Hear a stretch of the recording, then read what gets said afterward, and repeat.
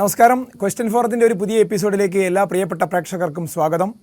നമുക്കറിയാം, നമ്മളുടെ ഈ പ്ലാറ്റ്ഫോമിൽ നിരവധിയായ രാഷ്ട്രീയ നേതാക്കൾ വന്നിട്ടുണ്ട്, സാമൂഹ്യ നേതാക്കൾ വന്നിട്ടുണ്ട്, സാംസ്കാരിക പ്രവർത്തകരൊക്കെ വന്നിട്ടുണ്ട്.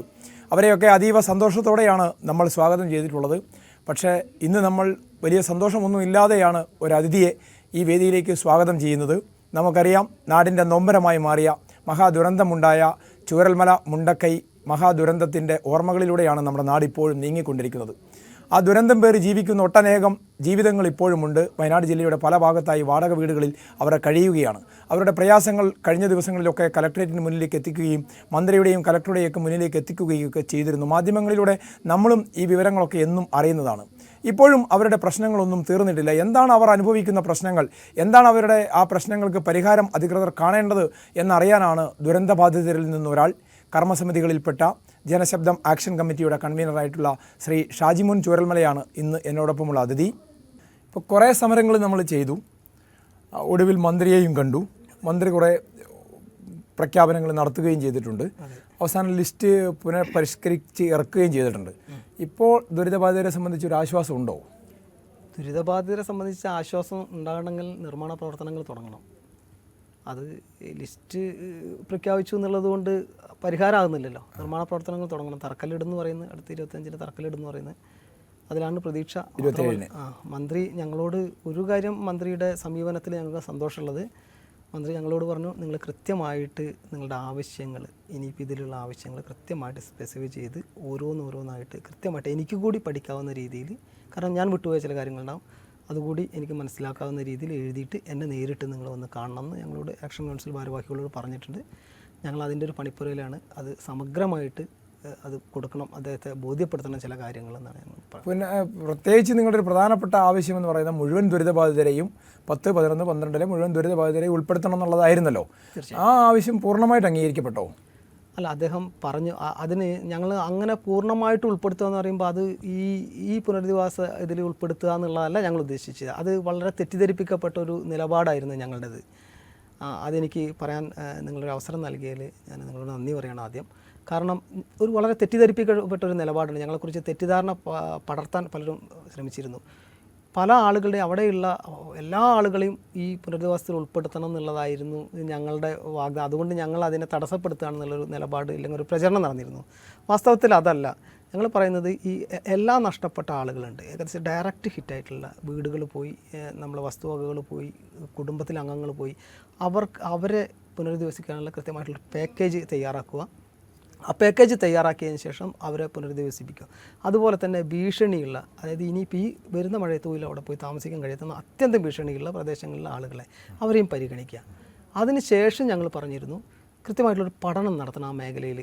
അതിന് ഞങ്ങൾക്ക് മുന്നോട്ട് വയ്ക്കാനുള്ളത്, ഇത് ആദ്യമായിട്ടല്ല വെള്ളരിമല മേഖലയിൽ ഒരു ഉൾപ്പെടൽ ഉണ്ടാകുന്നത്. നിരവധി തവണ, 3 തവണയാണ് മനുഷ്യജീവനുകൾ നഷ്ടപ്പെട്ട. 3 തവണ 1984, 2019, 2024, ലാസ്റ്റ് 2020. പക്ഷേ 2020 വലിയ ഇതേ പ്രദേശത്ത് വെള്ളരിപ്പാറയിൽ തന്നെ മുണ്ടക്കയിൽ പുഞ്ചിരിമട്ടത്ത് ഉരുൾപൊട്ടി. ഇതേ പ്രദേശത്ത് ഉരുൾപൊട്ടി 3 വീടുകൾ പോയി. അപ്പോൾ ഈ 3 വീടുകൾ പോയ സമയത്ത് ഒരു കൃത്യമായി പഠനം നടത്തിയിരുന്നെങ്കിൽ ഇത്രയും ആളുകൾ ജീവൻ നഷ്ടപ്പെടില്ലായിരുന്നു. അപ്പോൾ ഞങ്ങൾ പറയുന്നത്, അതുപോലെ തന്നെ ഏലമല ഭാഗത്ത് വലിയ പൊട്ടി വരാനുള്ള സാധ്യതകളാണ്. അത് പൊട്ടി വരികയാണ്, പടവട്ടിക്കുന്നടക്കം പോകും. പടവട്ടിക്കുന്ന് അത്യന്തം അപകടമായ ഏരിയ ആണെന്ന് ഭൂരിപക്ഷം അവിടെ പോയ എല്ലാവരും പറഞ്ഞു. മന്ത്രിമാർ പറഞ്ഞാണ്, കളക്ടർ ഞങ്ങളോട് കഴിഞ്ഞ ദിവസം പോലും പറഞ്ഞു, ഞങ്ങൾക്കറിയാം. പക്ഷേ എന്തുകൊണ്ട് പടവട്ടിക്കുന്നുകാർ പുറത്തു പോകുന്നു, പിന്നെ അതുപോലെ അട്ടമലയിലുള്ള ആളുകൾ പുറത്തു പോകുന്നു, ഇങ്ങനെയുള്ള പാടികളിൽ. അപ്പോൾ ഈ പ്രദേശങ്ങളിലുള്ള ആളുകളെ പുനരധിവാസ ലിസ്റ്റിൽ പെടുത്തണം എന്ന് തന്നെയാണ് ഞങ്ങൾ ആഗ്രഹം. ഇത് വലിയൊരു പഠനം നടത്തുക. അതിന് ആദ്യത്തെ ലിസ്റ്റിൽ പ്രഖ്യാപിച്ച് ഇവരുടെ പുനരധിവാസം തുടങ്ങുമ്പോൾ തന്നെ ഈ മേഖലയെക്കുറിച്ച് കൃത്യമായിട്ടുള്ള പഠന റിപ്പോർട്ട് നമ്മളെ കയ്യിലുണ്ട്. ഗാഡ്ഗിൽ കമ്മീഷൻ റിപ്പോർട്ട്, അത് മാറ്റിവെക്കാം നമുക്ക്. അത് സമഗ്രമായിട്ട് എല്ലാ മൊത്തത്തിൽ താപ്തി മുതൽ അങ്ങ് ഇവിടെ കന്യാകുമാരി വരെയുള്ള ഒരു പഠന റിപ്പോർട്ടാണ്. അതല്ല, ഗുജറാത്ത് താപ്തി മുതൽ കന്യാകുമാരി വരെയുള്ള ഒരു പഠന റിപ്പോർട്ടാണ് ഗാഡ്ഗിലിൻ്റെ. അതല്ല ഞങ്ങൾ പറയുന്നത്. വെള്ളരിമല മേഖലയെക്കുറിച്ച് ജോൺ മത്തായി എന്നുള്ള ഞങ്ങൾക്ക് വിശ്വാസമില്ലാത്തൊരു മനുഷ്യനാണ്. അദ്ദേഹം പറഞ്ഞത് മാറ്റി പറയുന്നു. ഹിസ് മാസ്റ്റേഴ്സ് വോയിസ് ആവർത്തിക്കുക മാത്രമാണ് അദ്ദേഹം ചെയ്യുന്നത്. ഐസർ മൊഹാലിയിലെ ഗവേഷകർ വന്ന് പറഞ്ഞതിന് ശേഷമാണ് അദ്ദേഹത്തിൻ്റെ നിലപാട് മാറ്റിയത്.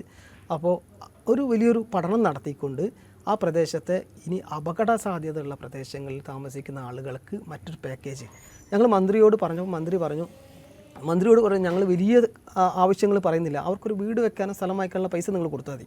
അപ്പോൾ മന്ത്രി പറഞ്ഞു, ഞങ്ങൾക്കത് ആഗ്രഹമുണ്ട്, ഒരു 6 ലക്ഷം രൂപ വീട് വെക്കാനും സ്ഥലം വാങ്ങിക്കാനും 4 ലക്ഷം രൂപ വീട് വെക്കാനാണ് ഞങ്ങൾ സാധാരണ കൊടുക്കൽ.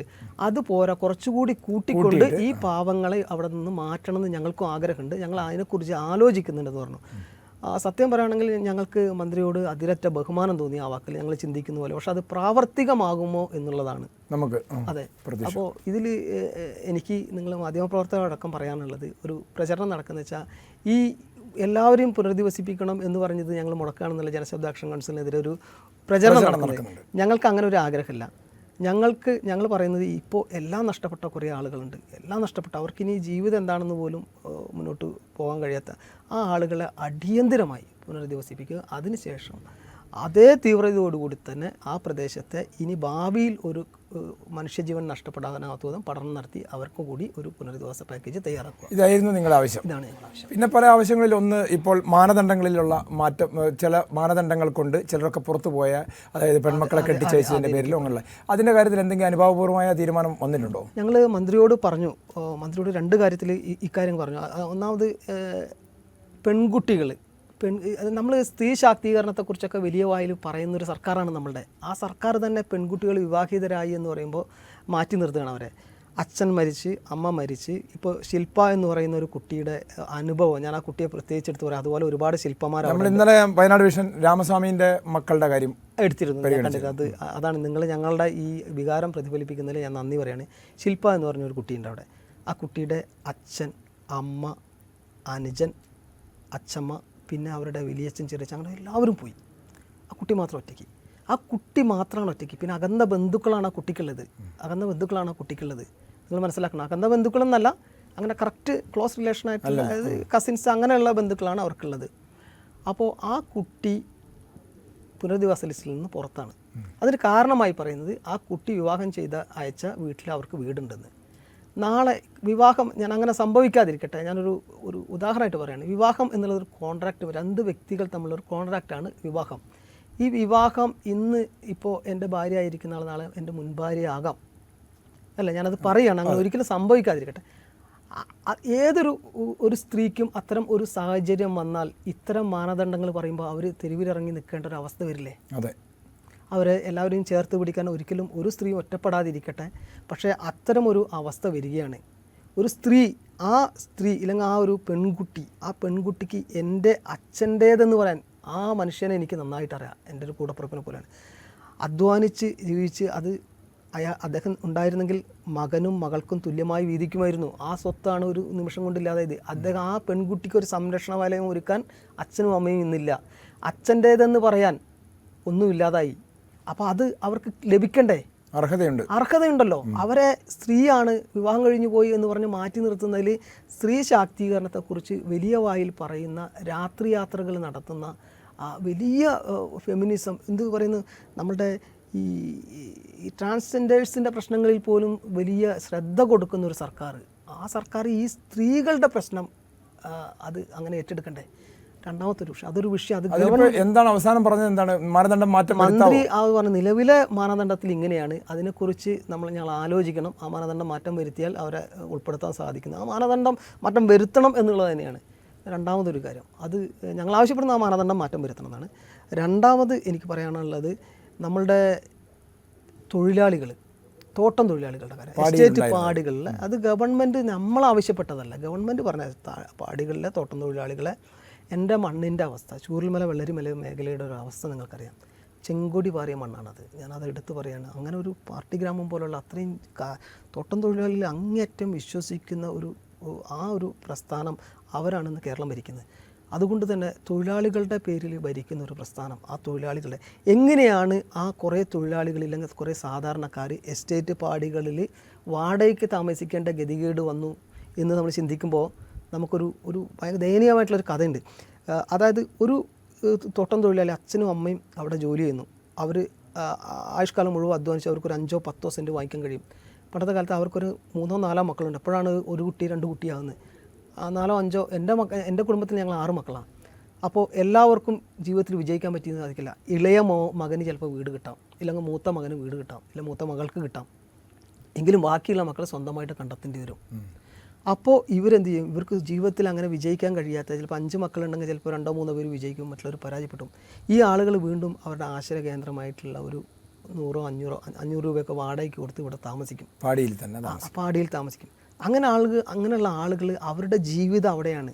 അതായത് കങ്കാണിമാരുടെ കാലം മുതൽ കഷ്ടപ്പെട്ട ഒരു ജനതയാണ്. അവിടെ ജീവിച്ച് ജീവിതത്തിൽ വിജയിക്കാൻ കഴിയാത്ത നിസ്സഹായരായ ഒരു ജനതയുടെ കൂട്ടാണ് അവർ. അവരെ സംരക്ഷിക്കല്ലേ ഈ തൊഴിലാളി വർഗ പാർട്ടി. 2019 പുത്തുമല ദുരന്തം ഉണ്ടായപ്പോഴും ഇതേ വിഷയം വന്നിരുന്നു. പാടികളിൽ താമസിച്ചിരുന്നവർ അർഹരല്ല എന്നുള്ള കാരണങ്ങൾ കൊണ്ട് അവർക്ക് വീട് കിട്ടാതെ പോയി. അങ്ങനെ പുനരധിവാസ ലിസ്റ്റിൽ നിന്ന് പുറത്തായി. വീണ്ടും ഒരു ദുരന്തം ഉണ്ടായപ്പോൾ ഇങ്ങനെ ഒരു ഗതികേട് വരേണ്ടി വന്നത് എന്തുകൊണ്ടായിരിക്കും? ഞാൻ അതാണ് പറയുന്നത്, തൊഴിലാളികളുടെ പേരിൽ തൊഴിലാളി വർഗ സർഗാധിപത്യത്തിൽ ഊറ്റം കൊള്ളുന്ന ഒരു പാർട്ടി ഭരിക്കുന്ന ഗവൺമെൻറ് തൊഴിലാളികളെ മാറ്റി നിർത്തുന്നത്, ഇല്ലെങ്കിൽ ഈ ജീവിതത്തിൽ പരാജയപ്പെട്ട സാധാരണക്കാരെ മാറ്റി നിർത്തുന്നതിൽ സങ്കടം എന്നല്ലാതെ പറയാൻ പറ്റില്ല. കാരണം ഇവരിലല്ലാതെ മറ്റ് ആരിലാണ് ഈ തോട്ടം തൊഴിലാളികളായിട്ടുള്ള ഈ സാധാരണക്കാരായിട്ടുള്ളവർ വിശ്വസിക്കുക? ഈ ഇടതുപക്ഷ ഗവൺമെൻറ്റിലല്ലാതെ ഈ തൊഴിലാളികൾക്ക് വിശ്വാസം അർപ്പിക്കാൻ മറ്റാരിലാണ് പറ്റുക? 27-ന് മുഖ്യമന്ത്രി വരുന്നതോടുകൂടി നിങ്ങളുടെ ആശങ്കകളെല്ലാം മന്ത്രി തന്നെ നേരിട്ട് അറിയുകയും സർക്കാരിനെ ഒരുപക്ഷെ അത് അറിയിക്കുകയും ചെയ്തിട്ടുണ്ടാകും. 27-ന് മുഖ്യമന്ത്രി വരുന്നതോടുകൂടി ഒരു തറക്കല്ലിടൽ മാത്രമല്ല, പ്രവൃത്തി ഉദ്ഘാടനം മാത്രമല്ലാതെ ഇത്തരം കാര്യങ്ങളിൽ ഒരു നീക്കുപോക്കും നിങ്ങൾക്കൊരാശ്വാസവുമായി മുഖ്യമന്ത്രി വരുമെന്നൊരു പ്രതീക്ഷയുണ്ടോ? എനിക്ക് മുഖ്യമന്ത്രിയോട് പറയാനുള്ളത്, ഇപ്പോൾ അതായത് മുഖ്യമന്ത്രി ഞങ്ങൾക്ക് വേണ്ടി കുറച്ച് സമയം ചെലവഴിക്കാൻ തയ്യാറാണ്. ഞങ്ങളെപ്പോലെ കാര്യങ്ങൾ അവതരിപ്പിക്കാൻ കഴിയുന്ന ഈ ദുരന്തബാധിതരുടെ പ്രതിനിധികളുമായിട്ട് സംസാരിക്കാൻ തയ്യാറാണ്. ദുരന്തബാധിതരോട് സംസാരിക്കുക എന്ന് പറഞ്ഞിട്ടൊരു പുകമറ സൃഷ്ടിക്കുമ്പോൾ, ദുരന്തബാധിതർ ഇപ്പം ഞാൻ ഒരു ആക്ഷൻ കൗൺസിലിൻ്റെ കൺവീനർ എന്ന നിലയ്ക്ക് എനിക്ക് എല്ലാവരുടെ കാര്യം പറയാൻ പറ്റില്ല, എൻ്റെ കാര്യം അല്ല പറയുന്നത്. പക്ഷെ ഒരു വ്യക്തി പോകുമ്പോൾ ആ വ്യക്തിയുടെ കാര്യവും അവൻ്റെ ദയനീയത പറയുന്നത്, അത് പൊതു സ്വഭാവമല്ല. അപ്പോൾ ഞങ്ങൾ അവിടെയുള്ള ദുരന്തബാധിതരെ പ്രതിനിധീകരിക്കുന്ന സംഘടനാ നേതൃത്വമായിട്ട് സംസാരിക്കാൻ, ഞങ്ങളുടെ ആശങ്കകൾ അറിയിക്കാൻ നിലവിൽ ഒന്നിലധികം സംഘടനകൾ ഉള്ളതുകൊണ്ട് അവർക്ക് അവസരം കൊടുക്കണം. ആരായാലും ദുരന്തബാധിതരുടെ വിഷയങ്ങൾ അവതരിപ്പിക്കുന്ന ആളുകളായിട്ട് മുഖ്യമന്ത്രി കൃത്യമായിട്ട് പറയാനുള്ളൊരു അവസരം ഞങ്ങൾക്ക് തരണം എന്നാണ്. പിന്നെ ഒരു വിഷയം കൂടി ഞാനിവിടെ പറയുകയാണ്. ഈ നീതി നിഷേധം ഗവൺമെൻറ് അടുത്ത് വരും, ഗവൺമെൻറ് ശ്രദ്ധയിൽപ്പെട്ടിട്ടാണോ പലതവണങ്ങൾ പെടുത്തി ബിൽഡിംഗ് ഓണേഴ്സ് 1-2 കേസുകളുണ്ട്, നിങ്ങൾ കൂടി ശ്രദ്ധയിൽപ്പെടുന്നതാണ്. നമ്മളും പലതവണ വാർത്ത ചെയ്തതാണ്. ബിൽഡിംഗ് ഓണേഴ്സ് അതിൽ 1-2 പേരുടെ പേര് ഞാൻ എടുത്തു പറയാം. ഒന്ന്, ഒരു മുഹമ്മദ് അലി, ചൂരൽമല ടൗണിൽ CPM ഓഫീസിൻ്റെ തൊട്ടു പിറകിലുള്ള ബിൽഡിംഗ് അദ്ദേഹത്തിൻ്റെ ആയിരുന്നു. അദ്ദേഹം ഒരു മലബാർ മീറ്റിൻ്റെ ഔട്ട്ലെറ്റും ഒരു കോഴിക്കടയുണ്ടായിരുന്നു, അതിന് മുകളിലൊരു കോട്ടേഴ്സ് വാടകയ്ക്ക് കൊടുത്തിരുന്നു, കടമുറികളും. ഇതായിരുന്നു അദ്ദേഹത്തിൻ്റെ വരുമാന മാർഗം. സാമാന്യം നല്ല രീതിയിൽ ജീവിച്ചിരുന്ന ഒരു മനുഷ്യൻ. ഇന്ന് അദ്ദേഹത്തിൻ്റെ വരുമാന മാർഗ്ഗം എല്ലാം നിന്നുപോയി. അദ്ദേഹം ദുരന്തബാധിതനല്ല ഗവൺമെൻറ്റിന്. അദ്ദേഹം പുനരധിവാസ പട്ടികയിൽ അദ്ദേഹമില്ല. മൈക്രോ പ്ലാൻ പറയുന്നു. മൈക്രോ പ്ലാന് അദ്ദേഹത്തിന് എങ്ങനെയാണ് പറ്റുകയെന്ന് സാധിക്കുന്നത്. അപ്പോൾ അതുപോലുള്ള ആളുകളെ എന്ത് ചെയ്യും? മറ്റൊന്നൊരു കരീം എന്ന് പറഞ്ഞിട്ട് നിങ്ങൾക്കറിയാം, സ്കൂളിന് തൊട്ടടുത്തൊരു കോട്ടേഴ്സ് ഉണ്ടായിരുന്നു. ഈ കരീംക്കൊക്കെ 6 കോട്ടേഴ്സുകളാണ് അവിടെ ഉണ്ടായിരുന്നത്. 6 വാടകയ്ക്ക് കൊടുത്തുന്ന 6 റൂമുകൾ. അദ്ദേഹത്തിൻ്റെ വരുമാനം, അദ്ദേഹത്തിൻ്റെ മകള് മെഡിക്കലിന് പഠിക്കുന്നതാണെന്ന് ഞാൻ എൻ്റെ അറിവ്. ആ കുട്ടിയുടെ ഭാരിച്ച ചിലവ്, വിദ്യാഭ്യാസത്തിൻ്റെ ചിലവ്. അദ്ദേഹം ഒരു പ്രവാസിയായിരുന്നു, ഇവിടെ വന്ന് ഓട്ടോറിക്ഷ എടുത്തിട്ടാണ് ഇപ്പോൾ ജീവിതമാർഗ്ഗം മുന്നോട്ട് കൊണ്ടുപോകുന്നത്. അദ്ദേഹത്തിൻ്റെ വരുമാന മാർഗ്ഗമായിരുന്നു അത്. അദ്ദേഹം ഈ ലിസ്റ്റിൽ പെട്ടിട്ടില്ല, പക്ഷേ അവിടെ വാടകയ്ക്ക് താമസിച്ച 6 പേര് പെട്ടിട്ടുണ്ട്. അപ്പോൾ അദ്ദേഹത്തിൻ്റെ വാടകക്കാരായിരുന്നവർ പെട്ടു, ഉടമ പെട്ടില്ല. അദ്ദേഹത്തിൻ്റെ വരുമാന മാർഗ്ഗമായിരുന്നു അത്. ഈ മുഹമ്മദ് അലിയുടെ കാര്യത്തിൽ മുഹമ്മദ് അലി ഒരു ലോണ് എഴുതി അതിൻ്റെ അതായത് ഇളവ് നൽകണമെന്ന് അദ്ദേഹം അപേക്ഷ കൊടുത്തപ്പോൾ അവർ കൊടുത്ത മറുപടി, നിങ്ങൾ മേപ്പാടി ചെമ്പോത്തറയിലാണ് താമസിക്കുന്നത്, അതുകൊണ്ട് നിങ്ങൾ അർഹനല്ല. കാരണം അദ്ദേഹത്തിൻ്റെ ജീവിതമാർഗ്ഗം എല്ലാം പോയി. പക്ഷേ നിലപാടെന്താണ്? അദ്ദേഹം ചെമ്പോത്തറയിൽ നിങ്ങൾക്ക് വീടുണ്ട്, നിങ്ങൾ അവിടെയാണ് താമസിക്കുന്നത്, നിങ്ങൾ ദുരന്തബാധിതനല്ല. ഇങ്ങനെയുള്ള നീതി നിഷേധങ്ങളുണ്ട്, അത് ഇല്ലാതാക്കണം എന്നാണ് പറയാനുള്ളത്. ഇപ്പോൾ നമുക്കിപ്പോൾ ഇന്ന് വേറൊരു ആൾ കൂടി വരാമെന്ന് പറഞ്ഞിരുന്നു ഇവിടെ നമ്മളുടെ വയനാട് വിഷനിൽ ചർച്ചയ്ക്ക് വേണ്ടിയിട്ട്. അദ്ദേഹം ഞാൻ മനസ്സിലാക്കുന്ന നിങ്ങളുടെ കർമ്മസമിതിയിൽ തന്നെ പെട്ട ആളാണ്. അദ്ദേഹം ഈ ഉരുൾപൊട്ടലുണ്ടായതിന് ശേഷം പാനിക്കായി പോയി. എന്തൊക്കെയോ മനഃശാസ്ത്രപരമായ പ്രശ്നങ്ങളൊക്കെ ഉസ്മാൻ ബാപ്പു മാനസികമായ പ്രശ്നങ്ങൾ അനുഭവിക്കുന്നു എന്നാണ് അദ്ദേഹം ഇന്ന് രാവിലെയും വിളിച്ചപ്പോൾ പറഞ്ഞത്. അദ്ദേഹം പറഞ്ഞു അത് അദ്ദേഹത്തിൻ്റെ മാത്രം പ്രശ്നമല്ല, പലരുടേതുണ്ട്. ഇപ്പോൾ ഈ ഭൗതികമായ കാര്യങ്ങളൊക്കെ മാറ്റി നിർത്തിയാൽ ഇത്തരം ചില പ്രശ്നങ്ങൾ കൂടി ആളുകൾ അനുഭവിക്കുന്നതിന് എന്തെങ്കിലുമൊക്കെ പരിഹാരങ്ങൾ നിലവിലുണ്ടോ? അപ്പോൾ അത് ചികിത്സയായാലും ഈ പറയുന്ന കൗൺസിലിംഗ് ആയാലും അവർക്ക് വേറെ ഏതെങ്കിലും തരത്തിലുള്ള ഒരു ഹാപ്പിനെസ് കൊടുക്കാൻ വേണ്ടി എന്തെങ്കിലും ഒരു അറ്റംപ്റ്റ് എവിടെന്നെങ്കിലുമൊക്കെ നടക്കുന്നുണ്ടോ? ഇതുവരെ ഞാൻ അങ്ങനെ ചെറിയ കുട്ടികൾക്ക് കൗൺസിലിങ്ങിനപ്പുറം ഇതിനെ ഗൗരവമായി കണ്ടുകൊണ്ടുള്ളൊരു പ്രവർത്തനം ഇതുവരെ ഉണ്ടായിട്ടില്ല. ഉസ്മാൻ ബാപ്പുവിൻ്റെ കാര്യം പറയുമ്പോൾ ഉസ്മാൻ ബാപ്പു അവിടെയുള്ള നല്ലൊരു ചെറുപ്പക്കാരനാണ്. പൊതുപ്രവർത്തന രംഗത്ത് DYFIയുടെ പ്രാദേശിക പ്രവർത്തകനൊക്കെ ആയിരുന്നു അദ്ദേഹം. നല്ലൊരു കഴിവുള്ളൊരു പ്രവർത്തനം കൂടിയാണ്. പക്ഷേ അദ്ദേഹം ഇന്ന് അദ്ദേഹത്തെ സംബന്ധിച്ചിടത്തോളം എൻ്റെ കൂടപ്പിറപ്പിനെ പോലെയാണ്. അദ്ദേഹം ഒഴുകിപ്പോയതാണ്, ഉരുളിനൊപ്പം ഒഴുകിപ്പോയി. കുറേ താഴെ നിന്ന് അദ്ദേഹത്തെ പിടിച്ചു പറ്റി. കുറേ കാലം അദ്ദേഹം ചികിത്സയിലായിരുന്നു. പക്ഷേ ആ ചികിത്സ മെഡിക്കൽ ബോർഡ് പോലും അദ്ദേഹം തുടർ ചികിത്സ സഹായത്തിന് അർഹനാണ്, ഒരു സഹായം പ്രഖ്യാപിച്ചിരുന്നു. അത് ഇതുവരെ ലഭിച്ചിട്ടില്ല. ഞങ്ങൾ കഴിഞ്ഞ ദിവസം മന്ത്രിയുടെ ശ്രദ്ധയിൽപ്പെടുത്തിയിരുന്നു. അദ്ദേഹത്തോട് സംസാരിച്ചു കൊണ്ടുവെക്കുമ്പോൾ കുറച്ച് നേരം സംസാരിച്ചു കഴിഞ്ഞാൽ പിന്നെ അദ്ദേഹം വേറെ എവിടെയോ പോകണം. മാനസികമായിട്ടുള്ള അത് അദ്ദേഹത്തിന് മാത്രമല്ല, ഞാനടങ്ങുന്ന എന്നെ സംബന്ധിച്ചിടത്തോളം ഞാൻ ദുരന്തബാധിതനാണെന്ന് ചോദിച്ചാൽ എനിക്ക് നഷ്ടപ്പെട്ടത് എൻ്റെ നാട്, രണ്ടാമത് എൻ്റെ തൊഴിലുപകരണങ്ങളാണ്. പക്ഷേ എൻ്റെ ഞാനൊരു നിർമ്മാണ കരാറുകാരനാണ്. അതുമായിട്ട് ബന്ധപ്പെട്ട സാധനങ്ങൾ നശിച്ചുപോയി. പക്ഷേ ഞാൻ ഗവൺമെൻറ്റിൽ എഴുതി കൊടുത്തിട്ടില്ല. ഞാൻ ഗവൺമെൻറ്റിൻ്റെ കണക്കിലുണ്ടാവില്ല. ഒരു പൊതുപ്രവർത്തകൻ എന്ന നിലയ്ക്ക് മാതൃകയാവണം ഞാൻ അവരുടെ മുമ്പിൽ ചെന്ന് ഈ കാര്യങ്ങൾ നേടിയെടുക്കാൻ, അല്ലെങ്കിൽ അത് ചെയ്യരുതെന്ന് ഉള്ളതുകൊണ്ടാണ് ഞാൻ എഴുതി കൊടുക്കാതിരുന്നത്. അപ്പോൾ എനിക്കടക്കം എൻ്റെ നഷ്ടങ്ങൾ എനിക്ക് അവസരങ്ങൾ കിട്ടുകയാണെങ്കിൽ ഞാൻ നേടും എന്നുള്ളത് ഉറപ്പുണ്ട്. ഞാൻ ഗവൺമെൻറ് വിളിക്കും. പക്ഷേ എനിക്ക് പോലും ഉറക്കം കിട്ടാത്ത, എനിക്ക് പെട്ടെന്ന് നമുക്ക് ദേഷ്യം വരുന്ന അല്ലെങ്കിൽ സങ്കടം വരുന്ന ഈ വിഷയങ്ങൾ പറയുമ്പോൾ പോലും ഇമോഷണൽ ആകുന്ന പ്രശ്നമുണ്ട്. എനിക്ക് ഇങ്ങനെ ഫീൽ ചെയ്യുമ്പോൾ ഒരു പൊതുപ്രവർത്തകനായി എനിക്ക് ഇത്രത്തോളം എന്നെ ഇത് ബാധിച്ചിട്ടുണ്ടെങ്കിൽ സാധാരണക്കാരായിട്ടുള്ള ജനങ്ങളെ എത്രത്തോളം ബാധിച്ചു. തീർച്ചയായിട്ടും ഞാനിത് ചോദിക്കാനുള്ളൊരു കാരണം ഈ ബാപ്പുവിൻ്റെ മാത്രം വിഷയം കൊണ്ടല്ല. കഴിഞ്ഞ ദിവസം നമ്മളൊരു വാർത്ത റിപ്പോർട്ട് ചെയ്യാൻ പോയിരുന്നു. അവിടെ ഒരു സംഘടന ചെറിയൊരു തുക സഹായം നൽകുകയാണ് എല്ലാവർക്കും. ആ സഹായം വാങ്ങാൻ വന്ന ഒരു പെൺകുട്ടി മുമ്പിലിരുന്ന് സ്റ്റേജിൽ പ്രസംഗമൊക്കെ നടക്കുമ്പോൾ മുമ്പിലിരുന്ന് ഇങ്ങനെ കരഞ്ഞുകൊണ്ടിരിക്കുകയാണ്. സത്യത്തിൽ ഞാൻ എൻ്റെ ക്യാമറ ഓഫാക്കിപ്പോയി. കാരണം എനിക്ക് തന്നെ ഒരു വൈകാരികമായൊരു വിഷമം വന്നുപോയി. കാരണം നമ്മൾ ഈ ദുരന്തം നേരിട്ട് കണ്ടാണ്. അന്ന് മുതൽ ഈ സങ്കടങ്ങൾ മുഴുവൻ കേട്ട് മടുത്തതാണ്.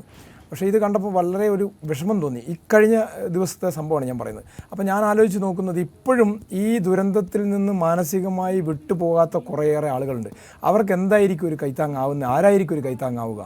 ബാബോട്ടൻ മനസ്സിലാണല്ലോ. ഞാൻ ബാബോട്ടൻ സംസാരിച്ചുകൊണ്ടിരിക്കുമ്പോൾ ബാബോട്ടൻ്റെ കണ്ണ് നിറയുന്നത് ഞാൻ കാണുന്നുണ്ട്. സത്യത്തിൽ ബാബോട്ടൻ ഞങ്ങളുടെ നാട്ടുകാരനല്ല. അപ്പോൾ ഞങ്ങൾക്കിത് എത്രത്തോളം ഫീൽ ചെയ്തിട്ടുണ്ടാവുന്നത്, ഞങ്ങളെ മണ്ണ് ചൂരൽമല എന്ന് പറഞ്ഞൊരു മനോഹരമായിട്ടുള്ള ഗ്രാമമാണ്. നിങ്ങൾക്കറിയാം, ഒരു ഗുഹയിലേക്ക് പോകുന്ന പോലെ തിരിച്ച് അതുവഴി തന്നെ വരണം. ഞങ്ങൾ ജോലി പലരും പുറത്തെടുത്താലും വൈകുന്നേരങ്ങളിൽ ഞങ്ങളവിടെ കൂടും. വിവിധ രാഷ്ട്രീയ പ്രസ്ഥാനങ്ങൾ സജീവമായിട്ട് മുഖ്യധാര രാഷ്ട്രീയ പ്രസ്ഥാനങ്ങൾക്ക് എല്ലാത്തിനും വേരോട്ടുള്ളൊരു മണ്ണാണത്. പൊതുയോഗങ്ങളുണ്ടാവും. ഞങ്ങളുടെ നാടിനെക്കുറിച്ച് ഞാൻ പറയാം. ഒരു പാർട്ടിയുടെ പൊതുയോഗം കഴിഞ്ഞാൽ അതിന് മറുപടിയായിട്ട് ഞങ്ങളതൊക്കെ രസകരമായിട്ട് എടുത്തിരുന്നത്. രസകരമായിട്ടെന്ന് പറഞ്ഞാൽ രസകരമായിട്ട് എടുത്തിരുന്ന ആളുകളാണ്. അതുപോലെ വിവിധ അവിടെ ക്ഷേത്രം, ഇപ്പോൾ ഒരു തലക്കിൽ ടൗണിൻ്റെ ക്ഷേത്രമാണെങ്കിൽ ഇപ്പുറത്ത് പള്ളി, അങ്ങനെ ഞങ്ങളുടെ മണ്ണിൽ നിന്നില്ല, ഞങ്ങളുടെ നാടിൽ നിന്നില്ല. എൻ്റെ പേര് പോലും നിങ്ങൾ കൊടുക്കുക ഷാജിമോൻ ചൂരൽമല. അപ്പോൾ ആ ചൂരൽമല എന്നുള്ളത് ഞങ്ങളെപ്പോലുള്ള ആളുകളുടെ പേരിൽ അവശേഷിക്കുകയാണ്. ആ ടൗണില്ലാതായി, ഞങ്ങളുടെ നാടില്ലാതായി. അതുപോലെ തന്നെ ഇന്നലകളിൽ ഞങ്ങളെ കൂടെ ജീവിച്ചിരുന്ന പലരും, ശരിക്കും പല ആളുകളെയും ഞങ്ങൾ പിന്നീട് ഇവരൊക്കെ ജീവിച്ചിരിക്കുന്നു എന്നാണ് ഞങ്ങൾ ചിന്തിക്കുന്നത്. പിന്നെ മറ്റുള്ളവരെ കാണുമ്പോൾ അവർ ഞങ്ങളെ കെട്ടിപ്പിടിച്ച് കരയുമ്പോഴാണ് ഇവർ മരണപ്പെട്ടു എന്ന് ഞങ്ങൾ അറിയുന്നത്. കാരണം ആ ലിസ്റ്റിലേക്ക് ശ്രദ്ധിക്കില്ല. കാരണം ഇയാൾ ജീവിച്ചിരുന്നു എന്നാണ് വിശ്വസിക്കാനാണ് ഓരോരുത്തരും ആഗ്രഹം. അങ്ങനെ 298 പേര് ഞങ്ങളുടെ ഇടയിൽ നിന്ന് പോയി. അത് ആ കൊച്ചു നാട്, ഇപ്പോൾ നമുക്കൊരു അർബൻ മേഖലയിലൊക്കെ ആണെങ്കിൽ, നഗരപ്രദേശമാണെങ്കിൽ ജനങ്ങൾക്ക് അതിന് മാത്രം അറ്റാച്ച്മെൻ്റ് ഇടാല്ല. പക്ഷേ ചൂരൽമല അങ്ങനെയുള്ളൊരു പ്രദേശം, വെള്ളരിമല മേഖല അങ്ങനെയുള്ളൊരു പ്രദേശമല്ല. ഒരു തോട്ടം മേഖല, തോട്ടം പാടികളിൽ താമസിച്ച ആളുകളാണ്. അവരുടെ ആ ഹൃദയത്തിൻ്റെ അടുപ്പം എല്ലാവർക്കും അറിയാം. അത് ഞങ്ങൾക്ക് നഷ്ടപ്പെട്ടു പോയി. അപ്പോൾ ആ ഒരു വിഷയം ഞങ്ങളെ ബാധിച്ചിട്ടുണ്ട്. വലിയ പ്രശ്നങ്ങളുണ്ട്. ഇപ്പോൾ ഒരു കുട്ടി ആത്മഹത്യ ചെയ്തു ഇതിനിടയിൽ. പേര് പറയുന്നില്ല. ഒരു കുട്ടി, ഒരു കോളേജിൽ പഠിക്കുന്ന ഡിഗ്രി ഫൈനൽ ഇയർ ആയിരുന്ന ഒരു കുട്ടി, അർപ്പറ്റയിലായിരുന്നു അവർ താമസിച്ച്. വാടകയ്ക്ക് വാടകയ്ക്ക് താമസിച്ചു. ഞാൻ വിചാരിക്കുന്ന ആ കുട്ടി ഞങ്ങൾ അട്ടമലയിലായിരുന്നെങ്കിൽ, അവർ അട്ടമലയിലോ ചൂരൽമലയിലായിരുന്നെങ്കിൽ ആ കുട്ടി ആത്മഹത്യയില്ല. കാരണം ഒരു വിഷയത്തെ ഫേസ് ചെയ്യാനുള്ള ധൈര്യം ഞങ്ങളുടെ ജനതയ്ക്ക് നഷ്ടപ്പെട്ടു പോയിട്ടുണ്ട്. ധൈര്യം, അത് എന്ത് ചെയ്യണമെന്ന് ചിന്തിക്കേണ്ടത് പൊതുസമൂഹവും ഗവൺമെൻറ്റുമാണ്. തീർച്ചയായിട്ടും ഒരു ജാഗ്രത പൊതുസമൂഹത്തിന് ഉണ്ടാവേണ്ടതാണ്. ഈ സന്നദ്ധ പ്രവർത്തകരും ബാക്കി ആളുകളൊക്കെ ചാരിറ്റിയൊക്കെ നടത്തുന്നവരൊക്കെ ശ്രദ്ധിക്കുമെന്ന് പ്രതീക്ഷിക്കാം നമുക്ക്. പിന്നെ എനിക്ക് പ്രധാനപ്പെട്ട കാര്യം ചോദിക്കാനുള്ളത്, ഇനിയിപ്പോൾ എന്താണ് നിങ്ങളുടെ അടുത്ത വഴി എന്താണ്? ഞങ്ങളോട് മന്ത്രി പറഞ്ഞത് കൃത്യമായിട്ട് കളക്ടറും പറഞ്ഞിരുന്നു. കളക്ടറും മന്ത്രി രണ്ടുപേരും വെവ്വേറെ കണ്ട് ഒരുമിച്ചും കണ്ടു ഞങ്ങൾ. അപ്പോൾ കളക്ടർ ഞങ്ങളോട് പറഞ്ഞത് ഇനിയിപ്പോൾ ഈ ലിസ്റ്റിൽ പേര് ഉൾപ്പെടാൻ അങ്ങേയറ്റ അർഹരായ ആളുകൾ, ആ ആളുകളുടെ പേര് കൃത്യമായിട്ട് എന്തുകൊണ്ട് ഇവർ ഉൾപ്പെടേണ്ടതുണ്ട് എന്ന് എഴുതി തരണം എന്ന് പറഞ്ഞു. ഞങ്ങൾ അങ്ങനെ എഴുതി കൊടുക്കാനുള്ള തയ്യാറെടുപ്പിലാണ്. മന്ത്രി പറഞ്ഞ സമഗ്രമായിട്ടുള്ളൊരു മെമ്മോറാണ്ടം അദ്ദേഹത്തിന് ഇതിനെക്കുറിച്ച് ഡീറ്റെയിൽ ആയിട്ട് എല്ലാം ക്രോഡീകരിച്ചിട്ട് കൊടുക്കാൻ അദ്ദേഹത്തെ അങ്ങ് ചെന്ന് കാണാൻ പറഞ്ഞിട്ടുണ്ട്. ഞങ്ങൾ അത് തയ്യാറാക്കിക്കൊണ്ട് മന്ത്രിയെ ചെന്ന് കാണും. എന്തായാലും നമ്മളെ റവന്യൂ മന്ത്രിയൊക്കെ അദ്ദേഹത്തെ എന്നെ സംബന്ധിച്ചിടത്തോളം നല്ലൊരു മനുഷ്യൻ എന്നുള്ളതാണ്. ഞാൻ അദ്ദേഹത്തോട് തന്നെ പറഞ്ഞിരുന്നു, അദ്ദേഹത്തിൻ്റെ പരിമിതികളാണ്, സർക്കാരിൻ്റെ പരിമിതികളും നമുക്കറിയാം. പക്ഷേ ആ പരിമിതികളെ മറികടക്കാനുള്ള സാമ്പത്തിക കൂടും കൊടുക്കുകയും പൊട്ടിച്ച് 723 കോടി രൂപ CMDRFൽ ഇട്ടിട്ടുണ്ട്. ആ പണം ഉപയോഗിച്ചാൽ എത്രയോ നല്ല രീതിയിൽ പുനരധിവാസം നടക്കും. അത് കൃത്യമായിട്ട് ഉപയോഗിക്കാൻ ഗവൺമെൻറ് തയ്യാറാകണം. ഇനി അത് ഗവൺമെൻറ്റിൻ്റെ ധനസ്ഥിതി അനുവദിക്കുന്നില്ലെങ്കിലും ഇതെടുത്ത് മറ്റുള്ളതിലേക്ക് വക മാറ്റരുത് എന്നുള്ള ഒരു അപേക്ഷയുണ്ട് ഞങ്ങൾക്ക്. തീർച്ചയായിട്ടും ഇപ്പം നിങ്ങളെപ്പോലത്തെ വേറെയും കർമ്മസമിതികളൊക്കെ പ്രവർത്തിക്കുന്നുണ്ടല്ലോ. ഒരു യോജിച്ചുള്ളൊരു മുന്നേറ്റം ശരിക്കും പറഞ്ഞാൽ ഇക്കാര്യത്തിൽ അത് പാർട്ടികൾ തമ്മിലായാലും രാഷ്ട്രീയ പാർട്ടികൾ തമ്മിലായാലും സംഘടനകൾ തമ്മിലായാലും ഉണ്ടാവേണ്ടതല്ലേ ഒരു ഏകോപനം ഇക്കാര്യത്തിൽ? സംസാരിച്ചിരുന്നു. ജനശബ്ദം ആക്ഷൻ കൗൺസിൽ ഇതുവരെ ഒരു സമിതികളുടെയും ഇപ്പോൾ ഞങ്ങളെ കൂടാതെ മറ്റൊരു സമിതി ജനകീയ സമിതി എന്നുള്ള പേരിലാണ് അവരുടെ സമരത്തിന് പങ്കെടുക്കണം എന്നാണ് ഞങ്ങൾ പറഞ്ഞത്. ഞങ്ങൾ അവരെ സമരം വിജയിപ്പിക്കാൻ വേണ്ടി ഞങ്ങളും കൂടി പ്രോത്സാഹിക്കുന്നു. പക്ഷേ നിർഭാഗ്യവശാൽ അത്രയൊരു സമീപനം അവരുടെ ഭാഗത്തുനിന്ന് ഉണ്ടാകുന്നില്ല. അത് മാത്രമല്ല എല്ലാവരും അവരിൽ ഇല്ല എന്നാണ് വിശ്വസിക്കുന്നത്. ഒന്നോ രണ്ടോ ആളുകൾ അവർക്ക് കൃത്യമായിട്ടുള്ള രാഷ്ട്രീയ താല്പര്യങ്ങളോടുകൂടി ഗവൺമെൻറ്റിനെ പ്രൊട്ടക്റ്റ് ചെയ്യണം, ഗവൺമെൻറ്റിനെതിരെ വിമർശനങ്ങൾ വരരുത് എന്ന് കരുതുന്ന ഒരു സമീപനം അവരുടെ ഭാഗത്തുനിന്നുണ്ടെന്നാണ് ഞങ്ങൾ വിശ്വസിക്കുന്നത്. അത് മാറ്റിവെച്ചുകൊണ്ട് എല്ലാ ദുരന്തബാധിതരെയും നാളെ ഒരു ദുരന്തബാധിതരുണ്ടാവാതിരിക്കട്ടെ എന്നും കൂടി കരുതിക്കൊണ്ടുള്ള പ്രവർത്തനം മുന്നോട്ട് പോകണം. നിലവിലെ ദുരന്തബാധിതരായിട്ടുള്ള ആളുകളെല്ലാം നഷ്ടപ്പെട്ടവരെ സംരക്ഷിക്കുക. ഭാവിയിൽ ഒരു ദുരന്തം ഉണ്ടാകാതിരിക്കട്ടെ, ഉണ്ടാവുകയാണെങ്കിൽ മനുഷ്യജീവനുകൾ നഷ്ടപ്പെടാതിരിക്കട്ടെ, അതിനുള്ള നിലപാടുമായിട്ട് മുന്നോട്ട് പോകാൻ തീർച്ചയായിട്ടും എനിക്ക് അവസാനമായിട്ട് ചോദിക്കാനുള്ളത് അതുതന്നെയാണ്. ചൂരൽമല മുണ്ടക്കൈ ദുരന്തം ഉണ്ടായി, കുറിച്ചർമല ഭീഷണിയുണ്ട്, ചെമ്പ്രമല ഭീഷണിയുണ്ട്, വയനാടിൻ്റെ പല മേഖലകളിലും ഭീഷണിയുണ്ട്. 2 മാസം കൂടി കഴിഞ്ഞാൽ മഴയും വരാൻ പോവുകയാണ്. അപ്പം നിങ്ങളുടെ ഈ ദുരന്തത്തിൻ്റെ പാഠം തീവ്രതയൊക്കെ നിങ്ങൾ നേരിട്ട് ഉൾക്കൊണ്ട ആളുകളെന്ന നിലയിൽ ജനങ്ങളുടെ ഭാഗത്തുനിന്നും ചില ശ്രദ്ധകൾ വേണമല്ലോ. അതായത് ഒരു മുന്നറിയിപ്പ് സംവിധാനം വേണം കൃത്യമായി. ആ മുന്നറിയിപ്പ് വന്നാൽ അത് പാലിക്കപ്പെടാൻ കഴിയണം. ആളുകൾ മാറി താമസിക്കാൻ മാനസികമായി തയ്യാറെടുക്കണം. അപ്പോൾ അങ്ങനെ അത്തരക്കാരായ ആളുകളോട് ഇനിയൊരു ദുരന്തം നിങ്ങൾ ഈ പറഞ്ഞതുപോലെ ആവർത്തിക്കാതിരിക്കാൻ വേണ്ടി അനുഭവസ്ഥൻ എന്ന നിലയിൽ നിങ്ങൾക്ക് എന്താ പബ്ലിക്കിനോട് പറയാനുള്ളത്? ബാവട്ടിൻ്റെ ചോദ്യം വളരെ കറക്റ്റാണ്. കാരണം പൊതുസമൂഹം ഇതിൽ ഈ ഗവൺമെൻറ്റിനപ്പുറത്ത് പൊതുസമൂഹം ഇതിൽ സ്വയം ബോധവൽക്കരണം വേണം. അവർക്ക് അവനവൻ്റെ ഹാബിറ്റാറ്റിൽ നിന്ന് എല്ലാ ജീവികളെയും പോലെ മനുഷ്യനും പെട്ടെന്ന് വിട്ടുമാറാൻ വലിയ ബുദ്ധിമുട്ടാണ്. 2019 ഉരുൾപൊട്ടിയപ്പോൾ അന്ന് പഞ്ചായത്ത് വളരെ നല്ല രീതിയിൽ കൈകാര്യം ചെയ്തു. സഹതായിരുന്നു.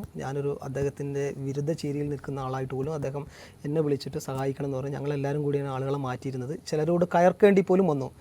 ഇത്തവണ അത്തരം ഒരു സമീപനം ഉണ്ടായിട്ടില്ല എന്ന് ഖേദകരമായി പറയട്ടെ. എനിക്ക് പൊതുസമൂഹത്തോട് പറയാനുള്ളത്, നഷ്ടപ്പെടുന്നത് നമ്മുടെ ജീവനാണ്, ഗവൺമെൻറ് അല്ല. ഗവൺമെൻറ് ഉദ്യോഗസ്ഥർ ഇപ്പോൾ ഇതിൽ പോലും 29-ാം തീയതി ഗവൺമെൻറ് ഉദ്യോഗസ്ഥർ അവിടെ ആളുകളെ ഒഴിപ്പിക്കാൻ വന്നപ്പോൾ അവരെ തടയുന്ന ഒരു സിറ്റുവേഷൻ ഉണ്ടായി. നിങ്ങളൊക്കെ റിപ്പോർട്ട് ചെയ്തതാണ്. തടഞ്ഞ് തിരിച്ചു വിടുന്നൊരു ഇതുണ്ടായി. ഗവൺമെൻറ്റും കൃത്യമായിട്ട് വളരെ ഗൗരവപരമായിട്ട് ഇത് ഉൾക്കൊണ്ടില്ല എന്നുള്ളതാണ്. ബലം പ്രയോഗിച്ചുകൊണ്ട് ഫോഴ്സ്ഫുള്ളി ഇവരെ മാറ്റണമായിരുന്നു അവിടുന്ന്. എനിക്ക് പൊതുസമൂഹത്തോട് പറയാനുള്ളത്, നമ്മുടെ പശ്ചിമഘട്ട മേഖല അതീവ ലോല പ്രദേശമാണ്. അതിന് മലയടിവാരത്തും പുഴ അരികിലൊക്കെ താമസിക്കുന്ന ആളുകൾ മഴ കനക്കുമ്പോൾ ഗവൺമെൻറ്റിൻ്റെ ഇല്ലെങ്കിൽ നിർദ്ദേശങ്ങൾക്ക് കാത്തു നിൽക്കാതെ സ്വയം മാറി നിൽക്കണം. ഞാൻ താമസിച്ച ചൂരൽമലയാണ്. ചൂരൽമല ഹൈസ്കൂൾ റോഡിലാണ്. ഹൈസ്കൂൾ റോഡ് റെസിഡൻസ് അസോസിയേഷൻ ഉണ്ടായിരുന്നു. വളരെ മനോഹരമായി ജീവിച്ചിരുന്ന ആളുകളാണ് ഞങ്ങൾ. സമൂഹത്തിൽ കുറച്ചുകൂടി താഴെയിൽ നിന്നും കുറച്ച് ഉയർന്നു വന്ന ആളുകൾ ചൂരൽമലയിൽ ഉണ്ടായിരുന്നു. അവിടെ ഒരു റെസിഡൻസ് അസോസിയേഷൻ്റെ പ്രസിഡന്റ് കൂടിയായിരുന്നു ഞാൻ. അപ്പോൾ ഞങ്ങളുടെ ആ പ്രദേശത്ത് ചൂരൽമല മുണ്ടക്കൈയിൽ ഉരുൾപൊട്ടുന്നു ഞങ്ങൾക്ക് അറിയായിരുന്നു. ഇന്നല്ലെങ്കിൽ നാളെ പൊട്ടുന്നത് ഞങ്ങൾക്കൊരു ബോധ്യമായിരുന്നു. പക്ഷേ ചൂരൽമല ഹൈസ്കൂൾ റോഡിൽ ഒരിക്കലും ഉരുൾപൊട്ടില്ല, ഞങ്ങൾക്കൊരു ഭീഷണി ഇല്ല എന്ന് കരുതിയാണ്. അവിടെ നസീർ എന്ന് പറഞ്ഞ ആൾ കുടുംബം മൊത്തം പോയി. അദ്ദേഹത്തിൻ്റെ ഉമ്മയും ബാപ്പയും അവർ താമസിച്ചിരുന്ന സ്ഥലം അത്ര സേഫ് അല്ല എന്ന് കരുതിയിട്ട് അദ്ദേഹം ഇവിടെ കൊണ്ടുവന്നതാണ്. പക്ഷേ അവരെല്ലാവരും പോയി. സ്കൂൾ റോഡുകാരൻ വിചാരിച്ചിരുന്നത് ഞങ്ങളെ പുഴക്കരയിലുള്ള കുറച്ച് വീടുകൾക്ക് മാത്രമാണ് എന്തെങ്കിലും ബുദ്ധിമുട്ട് വരിക, അങ്ങനെ ഞങ്ങൾ കരുതിയിരുന്നു. പക്ഷേ വയനാട്ടിലെ മലയടിവാരത്ത് പുഴക്കരയിൽ താമസിക്കുന്ന ഏതൊരു മനുഷ്യനോടും ഒരു അപേക്ഷയുള്ളത്, പ്രകൃതിയെ തടുക്കാൻ നമുക്ക് കഴിയില്ല. പ്രകൃതിയെ തടുക്കാൻ മനുഷ്യന് കഴിയില്ല. അതുകൊണ്ട് ഗവൺമെൻറ് നിർദ്ദേശം പുറപ്പെടുവിക്കുന്നതിന് മുമ്പ് തന്നെ മഴ കനക്കുമ്പോൾ അപകടാവസ്ഥയിൽ നിന്ന് തോന്നുന്ന കുറച്ചെങ്കിലും അപകടാവസ്ഥയിൽ ഒരു 2% അപകടാവസ്ഥ ഉള്ള സ്ഥലങ്ങളിൽ നിന്ന് പോലും സ്വമേധയാ മാറി താമസിക്കാൻ ഓരോ മനുഷ്യനും തയ്യാറാകണം. കാരണം ജീവൻ തിരിച്ചു കിട്ടില്ല. ഞങ്ങളുടെ പ്രിയപ്പെട്ടവരെ ഇനി ഒരിക്കലും ഞങ്ങൾക്ക് തിരിച്ചു കിട്ടില്ല. അതുപോലുള്ള മനുഷ്യനഷ്ടങ്ങളും നമ്മളെ ദുരന്തങ്ങളും ഇല്ലാതിരിക്കാൻ ഓരോ മനുഷ്യനും സ്വയം തയ്യാറാവണം. ഗവൺമെൻറ്റും ഉദ്യോഗസ്ഥരും നമ്മളോട് പറയുമ്പോൾ അവരോട് കയർക്കുകയും നമ്മളെ ധാർഷ്ട്യവും ധിക്കാരവും അവരുടെ മേലെ പ്രകടിപ്പിക്കാതിരിക്കുക. നഷ്ടപ്പെടാനുള്ളത് നമുക്കാണ്. ഈ ഒരു ജന്മം എപ്പോഴും കിട്ടുന്നതല്ല. ഇനി തിരിച്ചൊരു ജന്മം ഉണ്ടാകുമോ എന്ന് പോലും അറിയില്ല. ഈ മണ്ണും മരങ്ങളും പുഴയും ഒക്കെ നമുക്ക് കാണണം. നമ്മളുടെ സ്വച്ഛമായിട്ട് നമ്മളുടെ അന്ത്യം അടുക്കുന്നത് വരെയെങ്കിലും ഈ നല്ല മനുഷ്യരായി, പ്രകൃതിയെ സ്നേഹിക്കുന്നവരെയും മനുഷ്യനെ സ്നേഹിക്കുന്നവരായിട്ട് ജീവിക്കാൻ നമുക്ക് സാധിക്കണമെങ്കിൽ കുറച്ചൊക്കെ അനുസരണയും സ്റ്റേറ്റിനോട് വിധേയത്വം ഉള്ളവരായിട്ട് നമ്മൾ ജീവിക്കണം.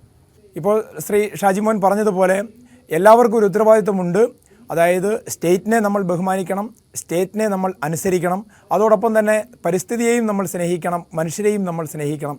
അതുകൊണ്ട് ഈ ഷാജിമോൻ ചൂരൽമല എന്ന വ്യക്തിയെ നമ്മൾ ഈ ക്വസ്റ്റ്യൻ ഫോറത്തിൽ അതിഥിയായി കൊണ്ടുവന്നത് പ്രത്യേകിച്ച് ഈ ദുരന്തബാധിതരുടെ പ്രശ്നങ്ങൾ അവതരിപ്പിക്കുക മാത്രമല്ല, ഇനിയൊരു ദുരന്തം ആവർത്തിക്കാതിരിക്കാൻ പൊതുസമൂഹത്തിന് ഈ ദുരന്തം പേറിയ ആളെന്ന നിലയിൽ അദ്ദേഹത്തിന് ചില വാക്കുകൾ പറയാനുള്ളത് ജനങ്ങൾ ശ്രദ്ധാപൂർവ്വം വീക്ഷിക്കും എന്നുള്ളതുകൊണ്ട് ഒരു ജാഗ്രതാ നിർദ്ദേശം എന്നതുകൊണ്ട് കൂടി തന്നെയാണ്. 2 മാസം കൂടി കഴിഞ്ഞാൽ മഴ വരാൻ പോവുകയാണ്. അതുകൊണ്ട് ഇനിയൊരു ദുരന്തം നമ്മുടെ നാട്ടിൽ ഉണ്ടാകാൻ പാടില്ല എന്നുള്ള ഒരു മുന്നറിയിപ്പ് കൂടിയായാണ് ഈ അതിഥിയെ ഷാജിമോൻ ചൂരൽമലയെ ഇന്ന് നമ്മൾ ക്വസ്റ്റ്യൻ ഫോറത്തിൽ ഉൾപ്പെടുത്തിയത്. മറ്റൊരു അതിഥിയുമായി മറ്റൊരു വിഷയമായി നമുക്ക് വീണ്ടും കാണാം. നന്ദി, നമസ്കാരം.